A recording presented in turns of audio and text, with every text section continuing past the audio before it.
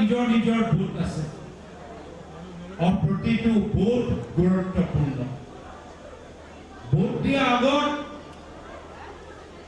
কিছু কথা ভাবি চিন্তা কৰা প্ৰয়োজন ভোট দিয়াৰ আগত কিছু কথা মনত ৰখা প্ৰয়োজন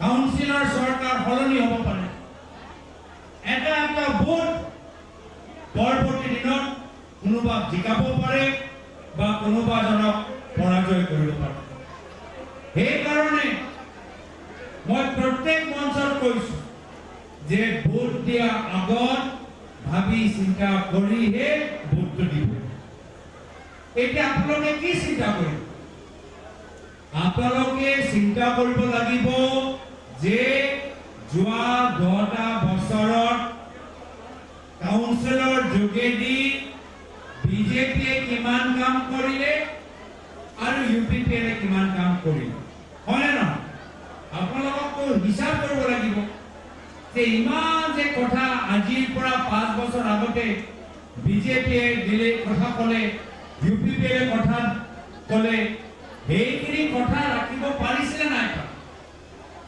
আৰু হিচাপ কৰা সুবিধাটো যথেষ্ট সহজ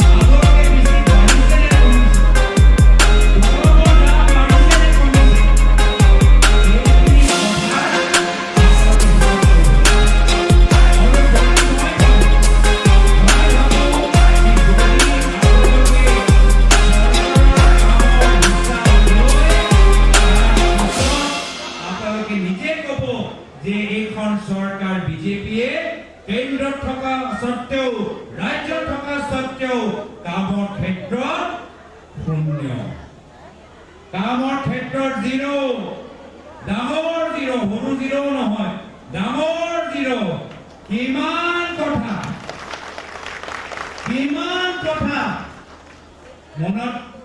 মনত আছে নে নাই হিমন্ত বিশ্ব শৰ্মা ডাঙৰীয়া যোৱা বিটিসি ইলেকশনত মাটি দিম এতিয়া মই সুধিবলৈ বিচাৰিছো মাটি পাইছে মাটি পট্টা পাইছে আপোনালোকে আমাৰ কংগ্ৰেছক ভাল পায় যিসকলে বিজেপিক ভাল পায় তেওঁলোকক মাটি পট্টা দিছে নেকি কওকচোন এতিয়া এইখন চৰকাৰ এটা পিছত এটা মিছা কথা কৈ হিমন্ত বিশ্ব শৰ্মা ডাঙৰীয়া মাত্ৰ অসমত নহয় মাত্ৰ ভাৰতৰ ভিতৰত নহয় গোটেই পৃথিৱীত আটাইতকৈ মিছা কথা মানুহজন হ'ল হিমন্ত বিশ্ব শৰ্মা ডাঙৰীয়া আটাইতকৈ মিছলীয়া ব্যক্তি যদি পৃথিৱীত ক'বাত আছে আহক অসমলৈ আহক আৰু আমাৰ মুখ্যমন্ত্ৰী চেহেৰাজন চাওক আজি আমাৰ এই অঞ্চলত বহুত মানুহ এনেকুৱা আছে যিসকলৰ ডি ভোটৰ সমস্যা আছে হয় নহয় ডি ভোটৰ সমস্যা আছে বিজেপি আহি কৈছিল পদুম ফুলে কৈছিল যে আমি গোটেইবোৰ সমস্যা সমাধান কৰি দিম ডি ভোটৰ সমস্যা সমাধান কৰি দিম এতিয়া হিমন্ত বিশ্ব শৰ্মা ডাঙৰীয়া নতুন ফৰ্মুলা কি যে অসমৰ এই ডি ভোটৰ সমস্যাৰ লগত জড়িত হৈ থকা বঙালী মানুহবোৰ নিজকে বাংলাদেশী ক'ব লাগিব এয়া হ'ল তেখেতৰ ফৰ্মুলা যে অসমৰ বঙালী মানুহবোৰ নিজকে বাংলাদেশী সাৰ্টিফিকেট দিলে তেওঁলোকৰ সমস্যা সমাধান হৈ যাব। এইটো কি ফৰ্মুলা ল'লে? এইটো কি ফৰ্মুলা ল'লে?